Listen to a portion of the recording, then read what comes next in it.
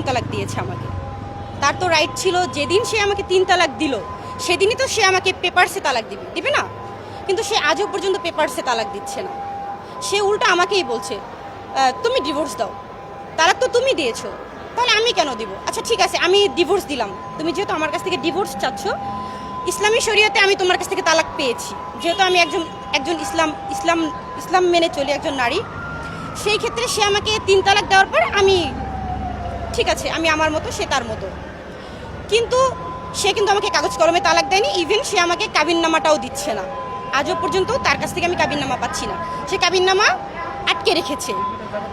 যেহেতু সে কাবিননামা আটকে রেখেছে, সেক্ষেত্রে আমি কিভাবে তাকে ডিভোর্স দিব? কাবিননামা তো আমার প্রয়োজন, আমার বিয়ের ডেট প্রয়োজন, কাবিননামা প্রয়োজন। সে আমাকে কাবিননামাও দিচ্ছে না, সে নিজেও ডিভোর্স দিচ্ছে না। সে এটা বলছে যে আমি এখন বিয়ে করতে পারবো, আমি আমার মতো চলতে পারবো, কিন্তু তুমি পারবে না, তুমি আটকে থাকবে।